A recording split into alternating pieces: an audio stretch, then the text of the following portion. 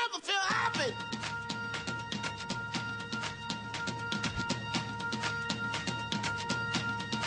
Never feel happy.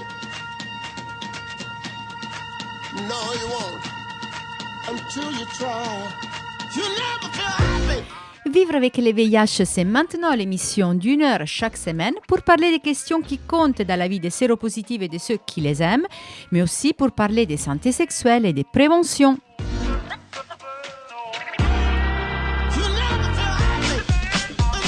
Au micro, Cristina Rosati. Aujourd'hui, je vous parlerai d'un séminaire projet d'études des mois patients vieillir avec les VIH. Je vous lirai quelques annonces du cœur pour finir avec les infos de la semaine.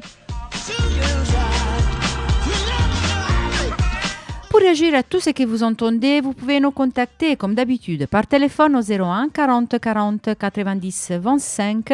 Vous pouvez aussi nous laisser un commentaire sur notre site comitédesfamilles.net. Rejoignez-nous aussi sur Twitter, VIH Radio, notre page Facebook Comité des familles, mais surtout n'oubliez pas nos podcasts. Nous sommes sur notre site, mais aussi sur Apple Podcasts, Spotify et Audioblog.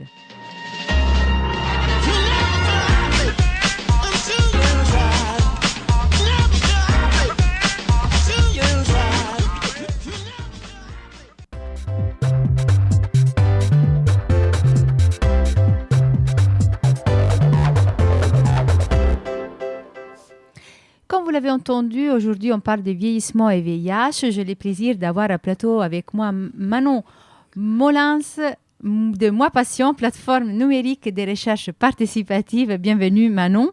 Merci. J'ai mal prononcé ton nom de famille finalement. C'était parfait. Ah oui, parce que j'ai réfléchi, j'ai dit je vais me tromper, c'est sûr, mais non. Bon.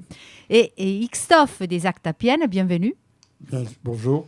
Je suis contente que vous soyez là. C'est toujours un plaisir de vous avoir, même si on vous a eu, Manon est déjà venu. Christophe est venu plusieurs fois, j'imagine. Oui, une ou deux fois, oui, voilà. Pour la retraite, souvent. Mais on va quand même représenter un peu vos structures à nos auditeurs qui ne connaissent pas. Manon, Moi Patient, du coup, ces structures participatives, c'est quoi ? Alors, Moi Patient, c'est donc, tu l'as dit, une plateforme de recherche collaborative par et pour les patients. Et si je resitue un peu d'où ça sort, en fait, c'est parti d'un constat. À l'époque, c'est une association de patients qui s'appelle Rénalou, qui travaille pour les patients en insuffisance rénale chronique, donc les personnes dialysées, les personnes greffées, qui a remarqué qu'aujourd'hui, dans le paysage de la recherche, on avait surtout des plateformes privées et des plateformes publiques, donc entre les mains d'acteurs de la santé privée ou entre les mains des médecins quand c'est des plateformes publiques. Donc cette association s'est dit, mais en fait les associations de patients sont tout autant légitimes pour aller sur ces démarches de recherche auprès des patients pour collecter leur expérience et a lancé ce projet qui s'appelle Moi Patient et donc qui est aujourd'hui une plateforme numérique de recherche collaborative qui est multipathologie. Qui n'est pas centré que sur l'insuffisance rénale. Hein. On travaille sur plein de sujets. On a travaillé sur la migraine, sur la greffe évidemment. On a travaillé sur l'hémophilie avec l'Association française des hémophiles, sur la maladie de Charcot avec l'ARSLA. On a travaillé sur la sclérose en plaques aussi avec pas mal d'associations dans la CEP. Et l'objectif, c'est de proposer aux personnes concernées de réaliser avec nous des projets de recherche, construire des questionnaires, construire des études et d'y répondre pour créer de la connaissance commune. Donc on a mis en place pas mal de garanties, parce que quand même il s'agit de collecter des données personnelles de santé avec les questionnaires. Et ces garanties permettent de s'assurer non seulement la sécurité et la transparence vis-à-vis de la collecte des données, avec un hébergeur agréé de données de santé et toutes les garanties techniques et juridiques nécessaires, et surtout de diffuser au maximum les résultats, c'est-à-dire qu'aucun résultat n'est privé, tout est partagé, libre, accessible, et envoyé en priorité aux répondants des études. Voilà. Comme ça sera le cas de ce séminaire dont on va parler. Exactement, voilà. Donc on travaille en ce moment sur le VIH donc, avec Christophe et d'autres, et dans le comité des familles aussi, sur un projet d'étude dont les résultats seront bien évidemment libres et accessibles, partagés. C'est l'objectif de Moi Patient, c'est vraiment produire de la connaissance. On va rentrer dans ça, dans les détails. Christophe, les Actapiennes, on les a eu aussi plusieurs fois en plateau. C'est quoi les cœurs en fait, du travail des Actapiennes ? Le cœur, c'est de travailler sur les plaidoyers. Donc, les plaidoyers actuels sont le vieillissement, par exemple, la prévention des comorbidités. On a toujours une marotte, c'est que toutes les associations œuvrant dans le champ de la santé puissent distribuer des autotests sans avoir des agréments, des trucs compliqués. C'est ça, les actopiennes, produire du plaidoyer pour faire changer les choses. Mm. Et vous êtes rencontrés, du coup, c'est la première fois, c'est pour ce séminaire Ouais. que vous êtes en train d'organiser. Est-ce que Manon, tu veux déjà donner un peu d'informations aux auditeurs qui voudraient participer, parce qu'on peut participer, non? Exactement, c'est l'objectif. Donc, on organise un séminaire, donc Moi Patient, avec 11 associations, dont les Actupiennes, dont Xtop fait partie, et le comité des familles. On organise un séminaire le 2 février, donc c'est bientôt, qui a lieu dans le 14e à Paris, et qui prendra toute la journée, de 10h à 17h30, avec une matinée centrée, parce qu'on travaille sur la question du vieillissement, une matinée centrée sur les enjeux liés au vieillissement avec le VIH, et une après-midi d'atelier, donc qui est ouverte principalement aux personnes concernées qui vont nous aider dans le projet qu'on mène aujourd'hui avec les 11 associations membres d'un groupe de travail sur un projet d'étude Vieillir avec le VIH. Comment vous avez, du coup, ces 11 associations, vous avez fait quoi? Une recherche des associations qui travaillent sur le VIH et voir qui s'occupait du vieillissement? Oui, c'est ça. En fait, les Actupiennes avaient quand même été déjà bien identifiées de par leur travail, donc Xtop va parler. Mais le groupe de travail il s'est construit à peu près en septembre. Je crois qu'on s'est rencontrés à peu près vers cette époque-là. Et puis ça s'est fait un peu petit à petit avec chaque asso qui disait il faut contacter machin, il faut contacter tel asso, il faut que cette association-là fasse partie du groupe de travail.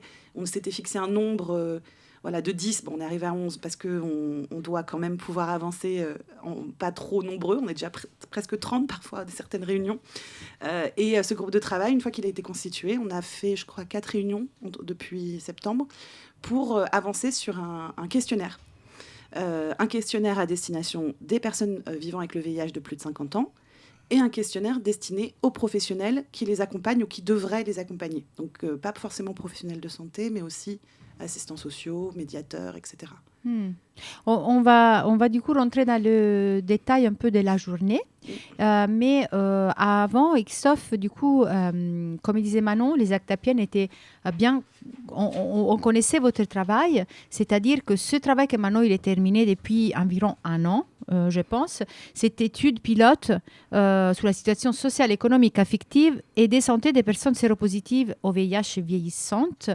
Ça vous a pris combien de temps? Parce que vous avez travaillé plusieurs années dessus. Avec le Covid, ça nous a pris 2 ans en fin de compte. On a commencé même 3 ans maintenant, les premières réunions à Paris. Après, on s'est baladé un peu dans toute la France. On a été à Lyon, Marseille, Grenoble, Annecy, j'en oublie. Et donc le Covid a mis un coup d'arrêt, parce qu'il nous manquait un groupe important, c'est-à-dire c'était les personnes trans, qu'on ne voulait surtout pas oublier. Et donc ça nous a pris beaucoup de temps, et ce qui nous a pris beaucoup de temps, c'est les problèmes avec l'imprimeur, où il a fallu refaire les choses plusieurs fois. Mais voilà, donc ça a été assez simple de former ces groupes de... On va dire c'est des groupes de parole où on avait un pilote de questions et les gens pouvaient s'exprimer librement. Et c'est là qu'on a appris des choses. Oui, et sur ces choses-là, justement, on va dire qu'est-ce que vous avez appris, comme ça vous pouvez nous apprendre aussi. Mais Manon, on revient à toi, tu parlais d'un questionnaire. Alors ce questionnaire, il est déjà préparé, fait par ce groupe de travail? Oui, le groupe de travail a travaillé à une première version, qu'on va justement soumettre le 2 février à un groupe plus élargi. En fait, on était un petit groupe. On sait que dans le VIH, il y a beaucoup d'acteurs qui sont intéressés et qui sont partie prenante de ce sujet. Le 2 février, objectif, ouvrir, créer une dynamique autour de la thématique et surtout vérifier et valider ensemble une version finale du questionnaire. Donc on arrive quand même avec de la matière. On a déjà une première version des 2 volets du questionnaire. Et on va le soumettre aux personnes concernées pour vérifier si les formulations sont correctes, si on a oublié des choses. Parce qu'on voit que quand on fait les questionnaires avec les personnes concernées, à la fin, on a des résultats de grande qualité et surtout, les personnes qui répondent ont eu l'impression que le questionnaire vraiment a été fait pour et par eux. Donc, c'est nécessaire de le soumettre comme ça et de l'ouvrir. Oui, absolument. Est-ce que tu veux rentrer un peu plus dans les détails du programme Oui. de la matinée Alors, de le l'après-midi 2 février, donc ça commence à 10h. Je crois qu'on a un accueil café juste avant. Mais, Ça, c'est voilà. bien, il faut le dire. Je crois vers 9h15. Ensuite, on a Philippe Barrier qui fait une introduction. Philippe Barrier, c'est un philosophe et réalisateur qui a écrit pas mal et qui, en fait, lui-même est concerné par une maladie chronique donc qui va nous apporter un peu tout au long de la journée, parce qu'il est grand témoin de l'événement, une vision un peu différente, c'est-à-dire que lui, il est un peu extérieur au monde du VIH, mais c'est intéressant d'avoir son point de vue et son retour avec une distance un petit peu autre que celle des parties prenantes de l'événement. Donc lui, Philippe Barrier nous fait une introduction. Ensuite, on a une table où on explique bien sûr qui est Moi Patient, qu'est-ce qui se passe derrière ce groupe de travail, etc. Et ensuite, on a une table ronde sur les nouveaux défis du vieillissement avec le VIH. Une table ronde qui comprend donc Jean-Luc Romero-Michel, qui est président d'élus locaux contre le sida et qui est aussi parrain politique de l'événement. On a également Christian Saout, qui est membre du collège de la HAS, qui lui nous parlera plus de la question de l'expérience patient et de comment les hautes autorités de santé, la haute autorité de santé, prennent en compte les données issues des associations et de l'expérience patient pour construire aussi des politiques publiques. On a Florence Thune, qui est déléguée générale de SIDAction, membre de la task force qui a construit cette première version du questionnaire. On a également Thomas Sagnier, de l'Association française des hémophiles, concerné également, comme Florence, l'Association française des hémophiles, on a déjà travaillé avec eux, avec Moi Patient, donc il connaît bien la question de l'importance de collecter l'expérience des patients pour outiller le plaidoyer des associations.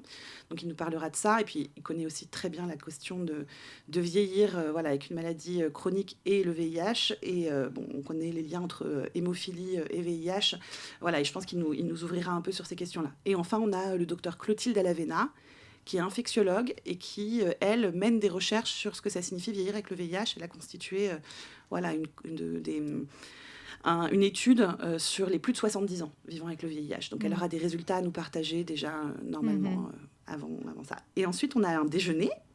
Oui, du coup, la matinée, Voilà. elle pose un peu le Exactement. cadre avec les institutions, avec qui les grandes associations, structures qu'ils ont fait déjà du travail. C'est ça.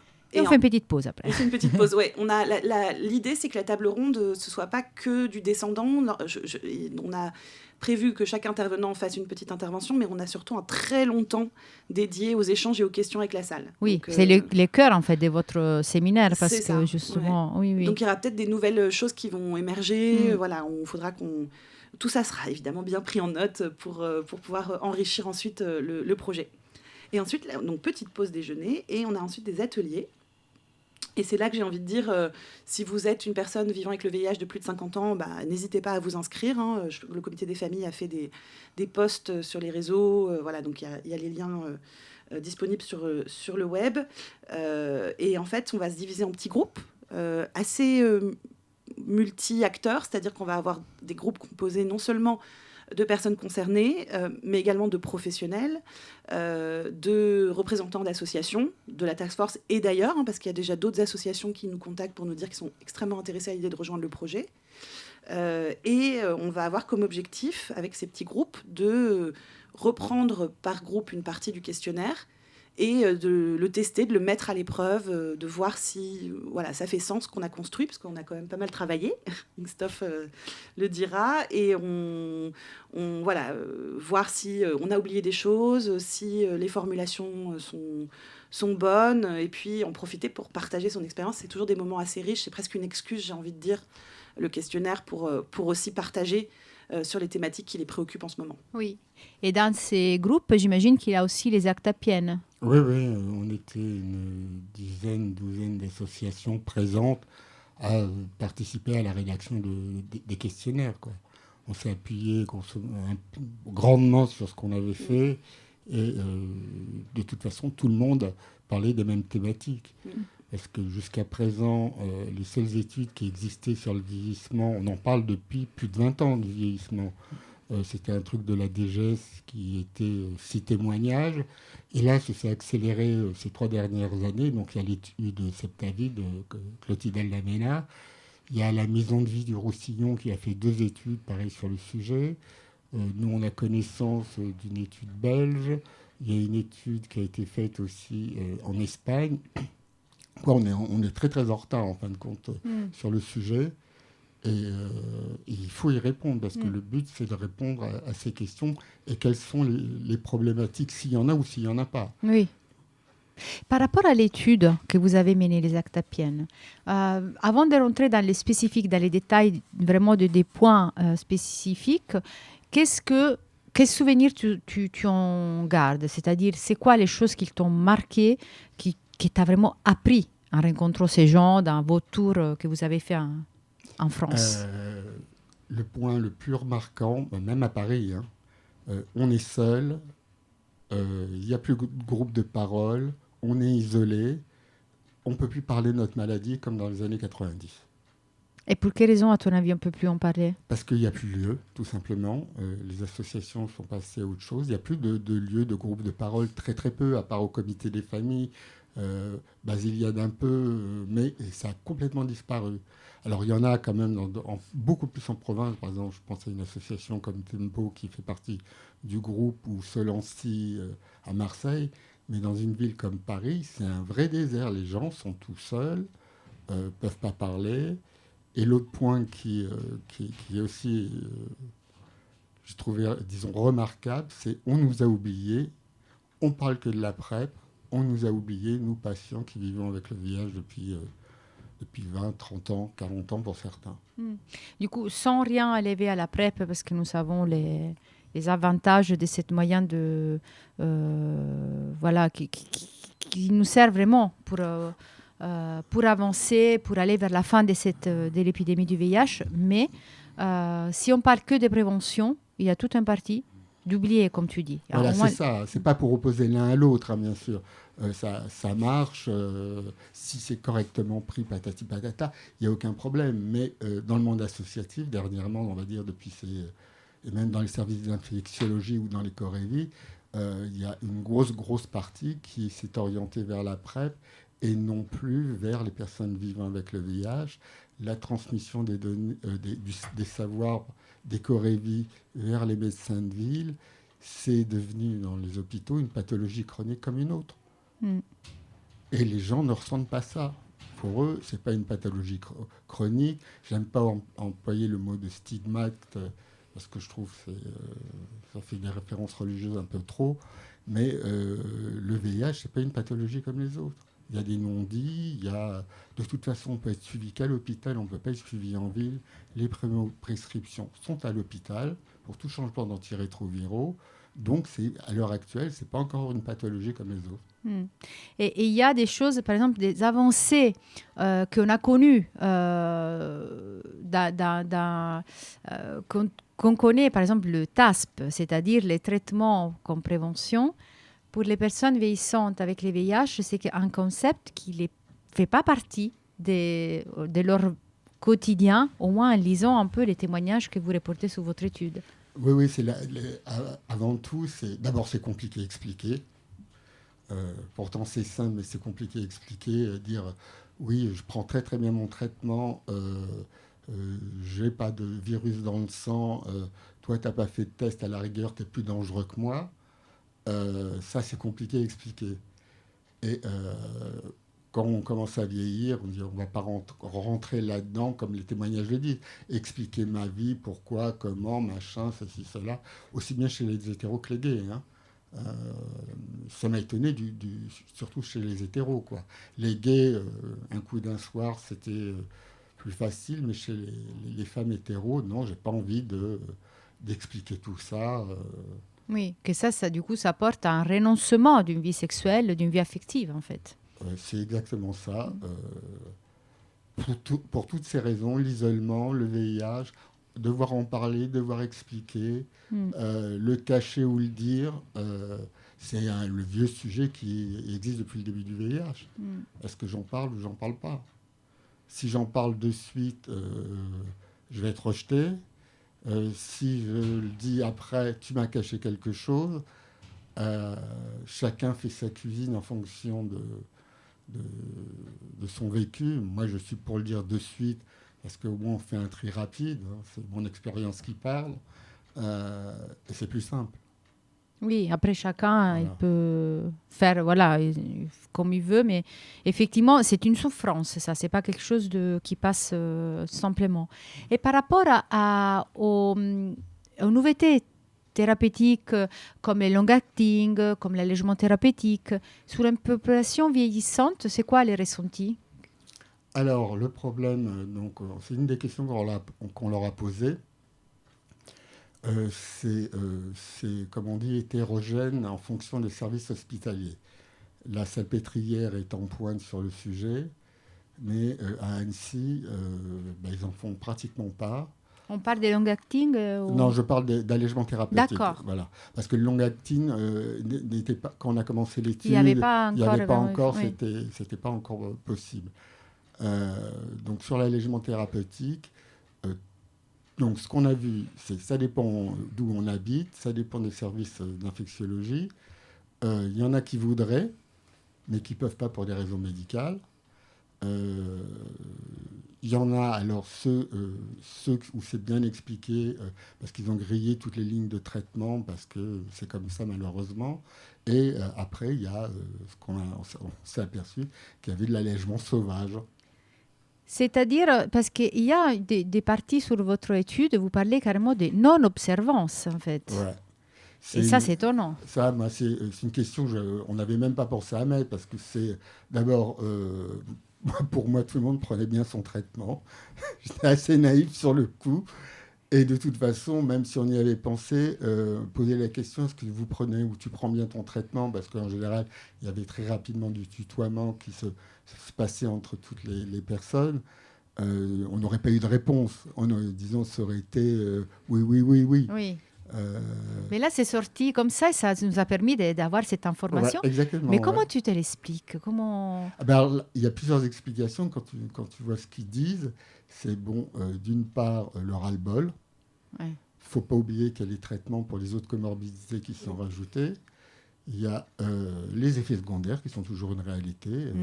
Certaines molécules te font prendre 10 kilos, que ce soit un homme ou une femme, ça ne va pas. Il y en a qui font certains toujours des troubles psy. Je parle des dernières générations. Hein. Donc, c'est une des raisons aussi. C'est les raisons évoquées, quoi. Et une raison aussi, c'est le ras-le-bol, tout simplement, quoi. Parmi, du coup, justement, les sujets des préoccupations de ces personnes dont on ne parle pas normalement en général dans le monde du VIH, ce sont justement, comme tu dis, les effets secondaires. Parce qu'on a l'impression que les nouvelles molécules sont parfaites, comme si tout allait bien, mais tu nous dis que non. Les patients... Pour certaines, moi j'en ai essayé une, hein, le Triumec, donc il y a 4 ans maintenant, j'étais devant mon ordinateur, et j'avais des crises de larmes. Comme ça. Et c'est dans les effets secondaires connus maintenant. Donc, on n'est pas égaux devant toutes les molécules. Et oui. y a certaines antiprotéases qui font vraiment très grossir ou qui font des troubles lipidiques. Ou certaines qui bouffent les os. Et la liste est longue. Mais ça sauve les vies. Hein, donc, oui, bien sûr. Je veux dire que les effets secondaires peuvent passer en deuxième plan, mais ça reste quand même le long de la vie quelque chose de très gênant. Oui, parce qu'en plus, on va dire après 20 ans, 25 ans, 30 ans, avoir pris des antirétroviraux, donc cette première génération, on va dire qui étaient les plus toxiques, et d'être obligé de prendre d'autres traitements pour contrer avec l'âge l'effet des antirétroviraux, alors qu'on était arrivé à, on va dire, un comprimé par jour, même s'il y avait 3 molécules dedans. Là, on se retrouve avec les piluliers des années 90, quoi. Pour les triglycérides, parce que c'est la faute à ça, pour les problèmes de cœur, pour les problèmes osseux. Oui. Justement, là, tu as introduit un autre sujet très important pour les personnes vieillissantes avec les VIH, ce sont les comorbidités. Parce que ça rajoute déjà une personne qui vieillit commence à avoir certains problèmes. Et pour une personne qui a le VIH, c'est encore plus vous avez remarqué? Ah oui, non, mais ça, c'est les études le démontrent depuis des années et des années. Euh, à partir de 50 ans, je crois qu'on a dû en trouver une qui n'avait pas de comorbidité. Euh, Il y en a une, sur les 40, je Je ne crois sais que plus combien. le risque, c'est x5 de développer des comorbidités quand on a le VIH. Voilà. Donc, quand on regarde les chiffres de, de l'HAS qui sortent des études, c'est 40% d'avoir... alors, les causes de décès, plutôt. 40% des gens décèdent d'un cancer. Par rapport à la population générale, c'est effarant, quoi. Et tout le monde a des petites pilules en plus pour le cœur, pour les problèmes, on va dire, lipidiques, explosion du diabète chez les personnes vivant avec le VIH. Bon, ça aussi en population générale, mais il faut faire attention entre les types de diabète. Mais des fois, c'est les diabètes de type 2, si je me souviens bien, qui sont... je sais, en tout cas, il y en a un des deux qui est grave et qui nécessite, dans certains cas, de mettre une pompe à insuline. Ça, c'est la réalité, quoi. Et ça ne va pas s'améliorer avec le temps. Hein. Oui. Bah oui. Et une des préoccupations, parmi les préoccupations majeures aussi qui fait l'actualité, c'est la retraite ou la question des EHPAD. Est-ce qu'on se voit aller dans des EHPAD? Alors, les EHPAD, c'est no way, personne n'en veut. Absolument pas, bah oui. Voilà, il n'y a rien de spécifique, mais c'est... et ça, c'est un autre travail qu'on poursuit en parallèle et qu'une autre association qui s'appelle Great Pride travaille aussi, c'est de penser au vieillissement. Ça, c'est le travail qu'on essaye de mener avec la ville de Paris. Comment mutualiser tout ce qui existe déjà pour pouvoir rester à son domicile le plus longtemps possible et pas seul surtout. Parce que si c'est bien d'avoir un portage de repas à domicile, une aide ménagère, patati patata, des soins infirmiers et tout ce qu'on veut du côté médical, mais si on reste seul, ça ne va pas. Donc ça, ce sera notre nouveau... du moins, on a commencé à travailler dessus. Voilà, ça c'est pour les EHPAD. Et par rapport à la retraite, du coup, tu as participé à la manifestation qu'il y a eu à Paris la semaine dernière? Oui. On a fait... quand j'ai commencé... Bon, ça fait des années que j'ai travaillé sur la retraite pour savoir comment ça marchait. J'ai enfin compris pour les salariés du privé comment ça marchait. Donc, je fais de temps en temps des formations quand on me demande. J'en ai fait une au comité des familles il y a 2 ou 3 ans. Là, j'étais dernièrement au Corévie, c'est Occitanie à Toulouse au mois de novembre. Donc, on a fait un appel à toutes les associations de lutte contre le sida et certaines de pathologies chroniques. Bon, c'est vrai qu'on s'y est pris un petit peu en retard, disant qu'il ne fallait surtout pas pour les personnes atteintes de pathologies chroniques qui ont eu des accidents dans la vie, grosso modo, c'est-à-dire qui n'ont pas pu valider des trimestres, pour faire simple, qu'il ne fallait pas que cette réforme passe.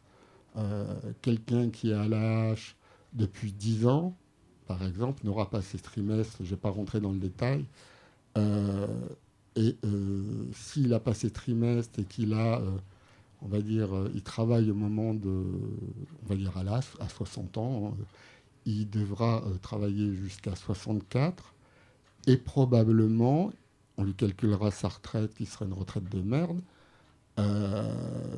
et pour avoir le minimum vieillesse, il serait obligé d'attendre 67 ans.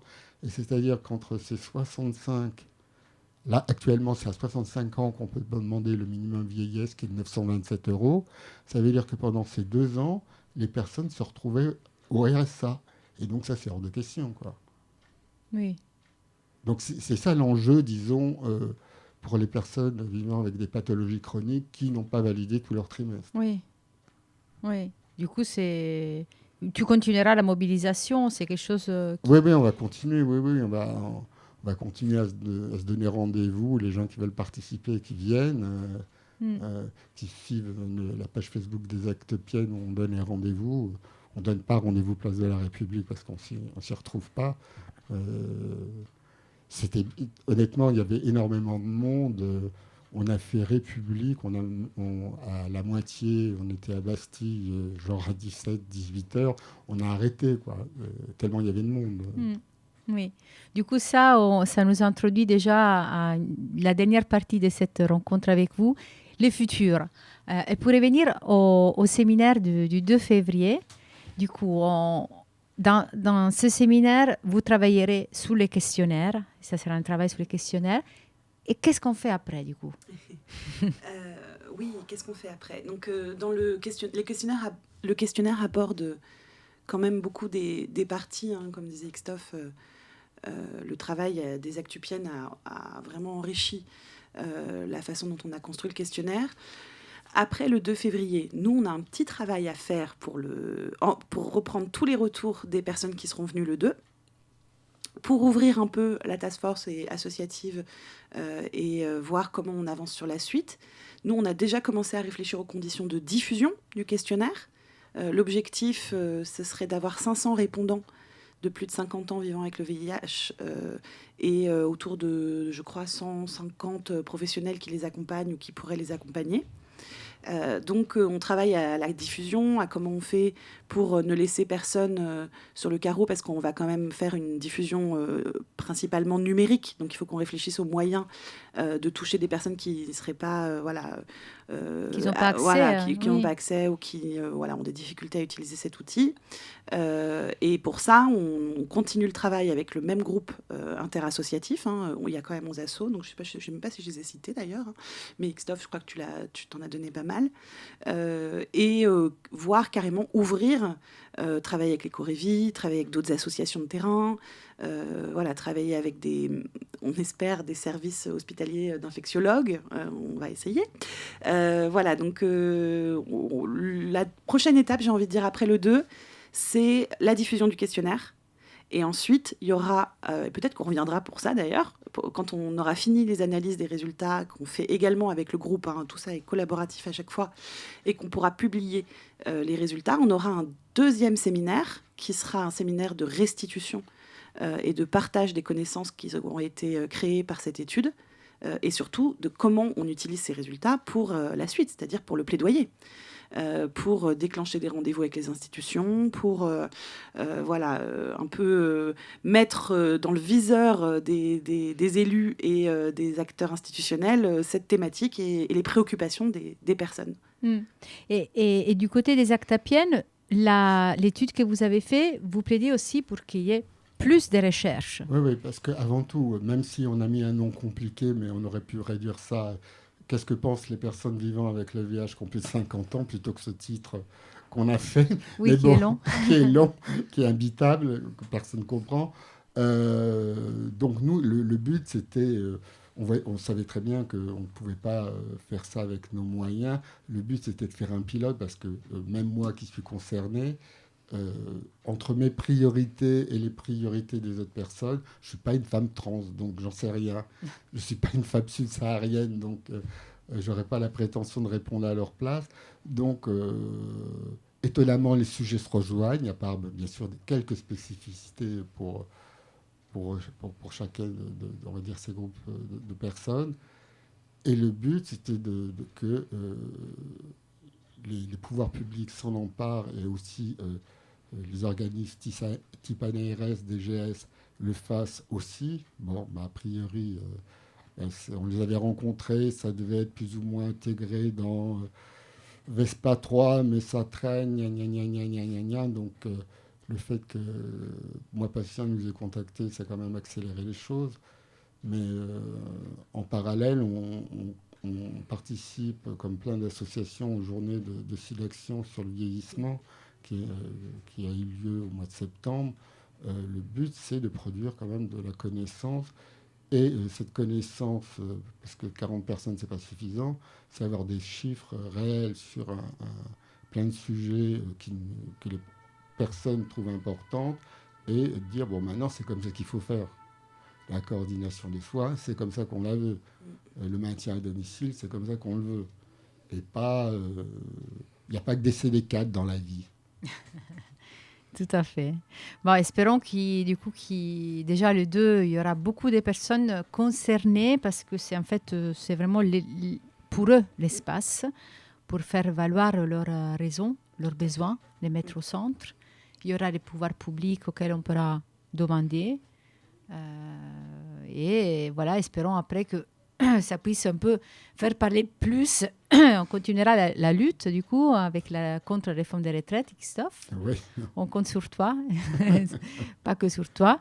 Est-ce qu'il y a quelque chose, à votre avis, d'important qu'on a oublié par rapport, des deux côtés, en fait, par rapport à toi, Christophe? Est-ce que quelque chose est lié à l'étude dont on n'a pas trop dont on n'a pas trop parlé, ou Manon par rapport au séminaire, on donnera toutes les informations sur les sites internet, comme tu disais, mais est-ce qu'il y a quelque chose Oui, il y a une chose importante pour moi, c'est vrai que c'est le but après du plaidoyer, disons tordre le bras au pouvoir public, c'est que ça va être long, ça va être compliqué, mais c'est à toutes les personnes qui ont plus de 50 ans déjà de s'inquiéter de savoir ce qu'elles vont avoir comme ressources, de ne pas attendre, parce qu'il faut des papiers, c'est compliqué, c'est la merde, on va dire, de voir combien elles vont avoir comme ressources. Si elles sont dans une grande ville, parce qu'actuellement elles travaillent et qu'elles ont un loyer important, de s'orienter vers le parc social ou autre chose, ou aller dans une petite maison s'ils ont envie n'importe où, mais de ne pas attendre maintenant, de ne pas attendre le dernier moment et se retrouver on va dire presque à la rue. Ce qu'on a vu, on a suivi un monsieur, heureusement il est relogé, qui avait 76 ans et qui s'est retrouvé à la rue parce que les accidents de la vie, qu'il avait honte et tout ça, et il faut s'en occuper dès maintenant, il ne faut pas attendre, c'est ça le plus important, quoi. Parce qu'une fois qu'on a un toit et à manger, les autres choses peuvent se résoudre plus facilement. C'est vrai, tout à fait. Manon ? Oui, non, mais je crois que Christophe a dit le principal. Nous, on a essayé dans le questionnaire aussi d'être, dans cette première version, d'être suffisamment large pour toucher toutes les situations, dont celle, par exemple, dont Christophe vient de parler. Donc, venez nous aider, parce qu'on ne veut oublier personne. Donc, venez nous aider le 2 février. Il ne faudrait pas qu'on soit passé à côté d'une situation que peut-être vous vivez aujourd'hui. Et donc, rejoignez-nous pour ces ateliers l'après-midi du 2. Merci. Merci beaucoup à Manon Molins de Moi Passion. Merci beaucoup à Christophe des Actapiennes. Bien sûr, on vous attend pour les résultats aussi. Oui. Vous pouvez revenir quand vous voulez. Vous êtes toujours à l'écoute des Vivre avec les VIH. On va faire une petite pause musicale. On revient tout de suite après. Je vous fais écouter Youssou N'Dour, Sénégal.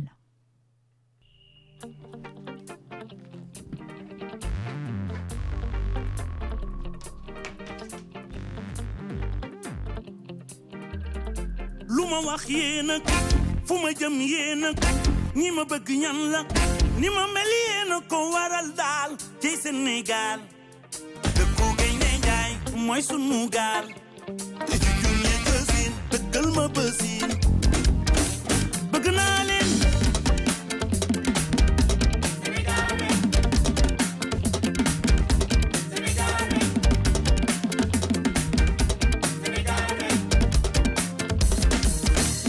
ni ngeen di béggee noonu lay béggee ni ngeen di solo noonu lay solo yéen fi ngeen dëkk foofu laa dëkkee bëgg naa leen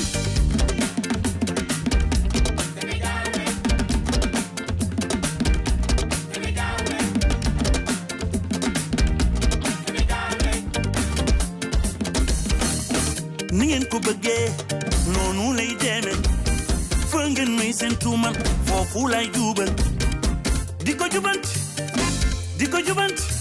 bëgg naa leen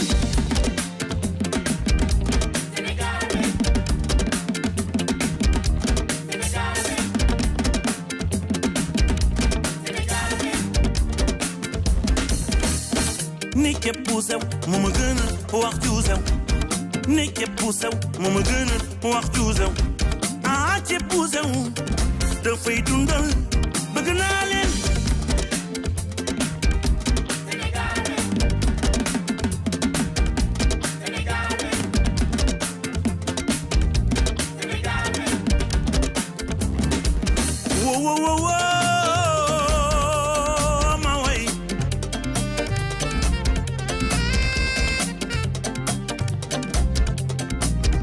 man yéen lay delloo njukkal Sénégal lay delloo njukkal yéen lay delloo njukkal Sénégal lay delloo njukkal lu ma wax yéen a fu ma jëm yéen a ñi ma bëgg ñan lañ ni ma mel yéen a ko waral daal ci Sénégal mooy dëkku Gaynde Njaay du mooy sunu gaal ak junjung ya jësin ni dëkkal ma bësin kon junjung ya jësin gunge ma bësin bëgg naa leen fu ngeen ko def fii Youssouf fa leen def fii moo leen di bégal moo leen di wayal moo leen di waxal su na xare mu taxaw hey koko Youssou Ndour Youssou wayal alelelele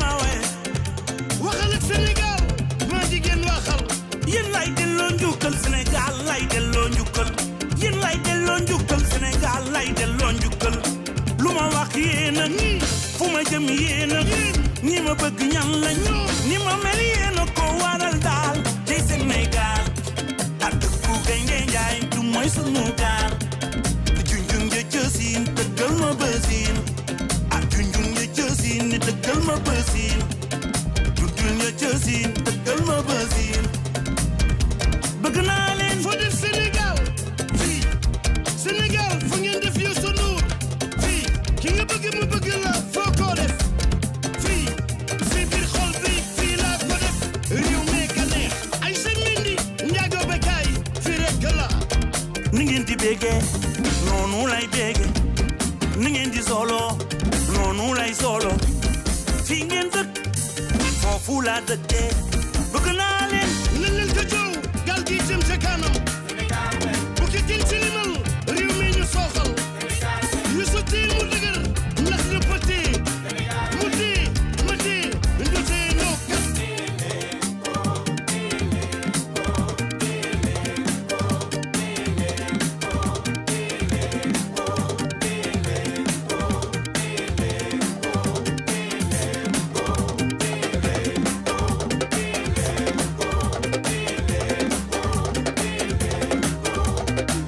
li dëgg la li dëgg la li dëgg la ay semaine ni njaago bekaay li dëgg la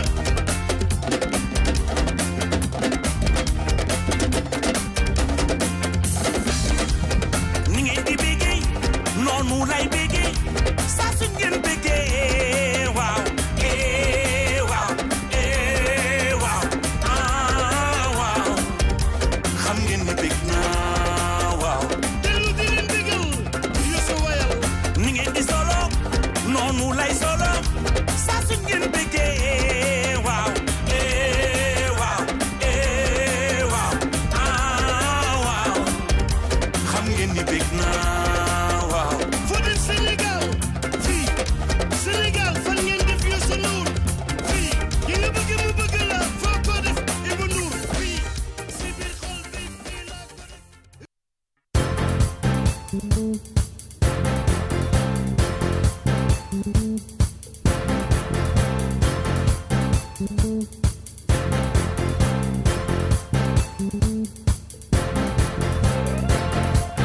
Vous êtes toujours à l'écoute de Vivre avec les VIH.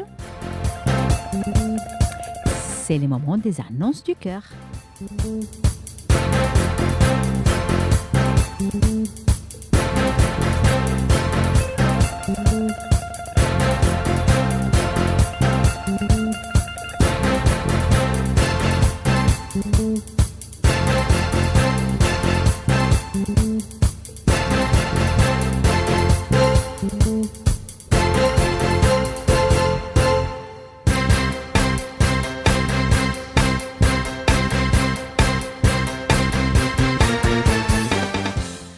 Et voilà, je vous lis quelques dernières annonces parues sur notre site.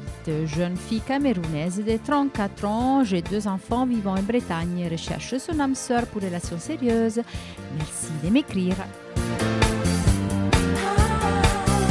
Moi, c'est Fatimata, béninoise, 42 ans. J'habite au Bénin, célibataire, sans enfant. Je suis à la recherche d'un amour éternel. Merci. jeune femme de 35 ans, j'ai un petit garçon de 5 ans, je vis à Paris, je recherche mon âme sœur pour relations sérieuses. Je souhaite faire la rencontre d'un homme qui a des valeurs, un sens de l'humour.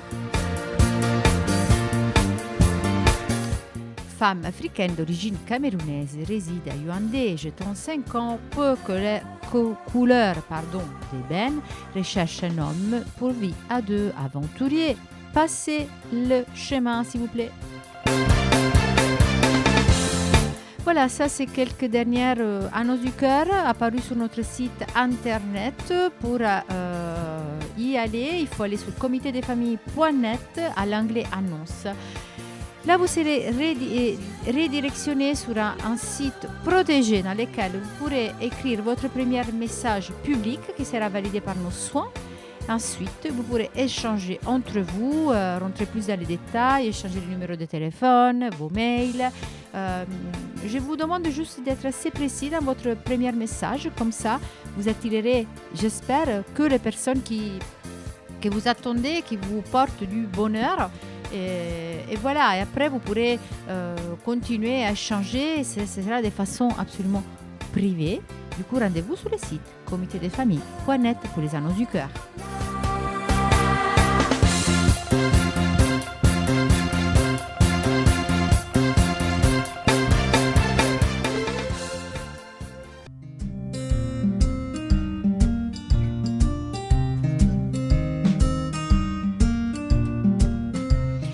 Et nous venons aux quelques infos de la semaine. Qu'est-ce qui change dans la santé en 2023 ? La prévention et le dépistage seront touchés par la mise en place de nouvelles mesures en matière de santé. Première, nous en avons déjà parlé, la gratuité des préservatifs pour les moins de 26 ans et sans ordonnance médicale. Ensuite, ils seront proposés 3 consultations gratuites de prévention selon l'âge, avant 4 ans, 45 ans et 65 ans. Les moins de 26 ans auront accès gratuit au dépistage des infections sexuellement transmissibles sans ordonnance. Les nouveau-nés seront systématiquement dépistés aux drépanocytoses. Il s'agit d'une expérimentation sur 3 ans qui pourrait se renouveler si ça apporte des résultats utiles.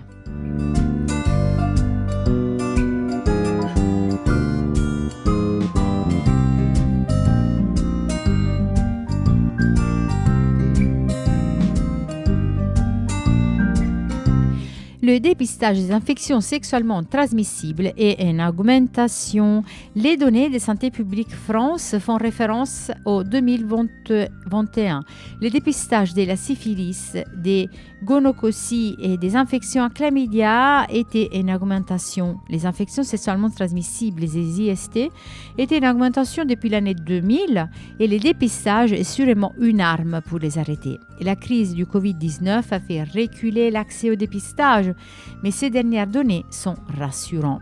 Alors, pour ce qui concerne la syphilis, 9281 cas en 2021, soit une hausse de 42% par rapport à 2020. Pour ce qui concerne l'infection à gonocoque, des cas d'infection à gonocoque, vu en consultation des médecins en général, a été estimé à 21 750 cas en 2021, soit une hausse de 45% par rapport à 2020. Le nombre de gonocoques diagnostiqués en Cégide est d'environ 13 800 en 2021. Pour ce qui concerne la chlamydia, en 2021, 96 000 personnes ont été diagnostiquées pour cette infection au moins une fois dans l'année, une augmentation de 15% par rapport à 2020 et de 9% par rapport à 2019. En complément de ces dépistages, environ 344 000 dépistages gratuits d'infections à chlamydia ont été réalisés en Cégide en 2021.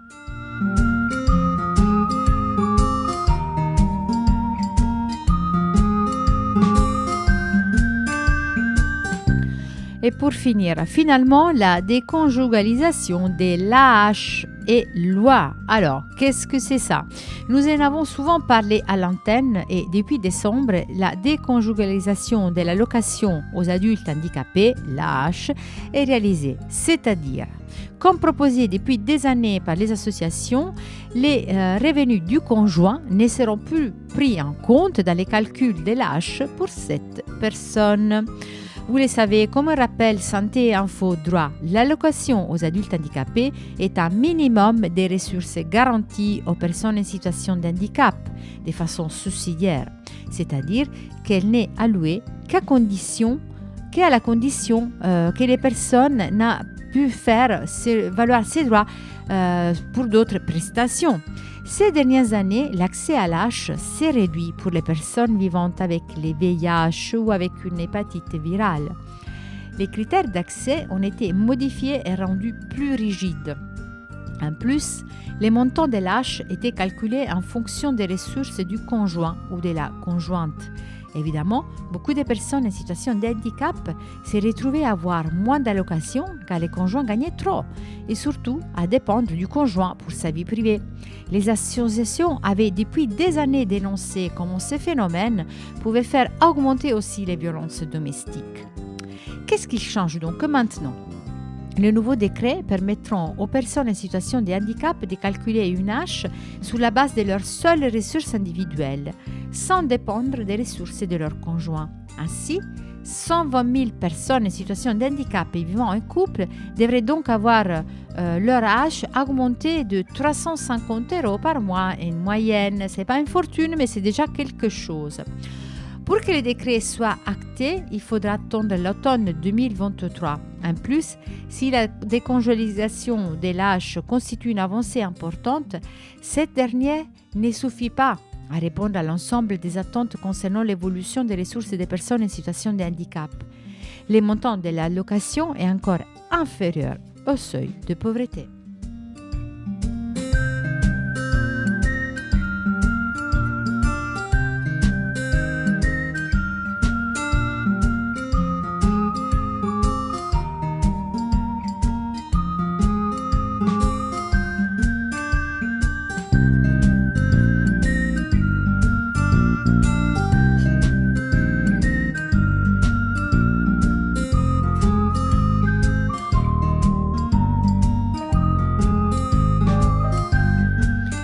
Avant la fin, on va faire une petite pause musicale. Athias, la musique, vo.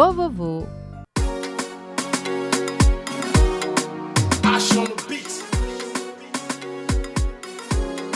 Athias, la musique, yeah. Ah, yeah. Timilano DJ. Amesia me cuento, hey.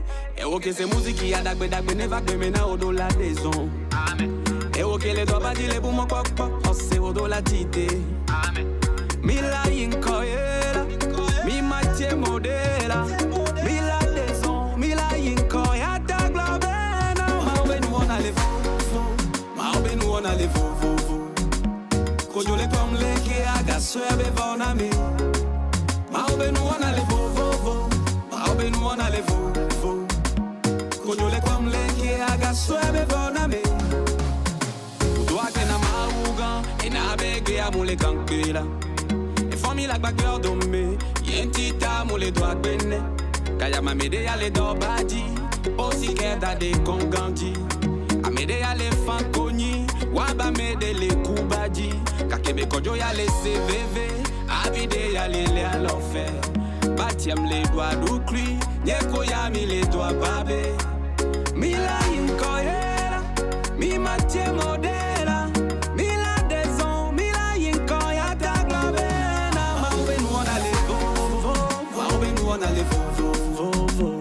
Kojole kom leke aga swebe voname. Maobe nou on a le vo. Maobe nou on a le vo. Kojole kom leke aga swebe voname. J'avoue un moment j'ai pris un coup. Je m'enfonçais tout droit dans le trou. Dieu l'a touché, il s'est présenté 10 000 à Noakbe. Pendant qu'on vu pèse sa maman, Mazama devient papa. Y'en a qui se battent pour leur survie. Moi je remercie pour le souffle de vie. Tu sais le malheur des uns, pas cadeau. Regrette pas, t'inquiète pas, continue de grouiller. Grouiller, hey, hey, pour toi viendra. Regrette pas, t'inquiète pas, continue de grouiller, pour toi viendra. Te presse pas, vas-y mollo, one day for you. Nous on a les nous on a les Kojole comme les qui a cassé avec bon ami. Nous on a les nous on a les Kojole comme les qui a cassé avec bon ami. Il cause avec les anges, moi je cause avec Dieu. Signé la fin du film. Fabio Di Milano, respect. Docteur Kojo Vito. Et vous êtes toujours à l'écoute et vivre avec les VIH. Nous sommes arrivés à la fin de cette émission de cette semaine. Rendez-vous à la semaine prochaine. Portez-vous bien.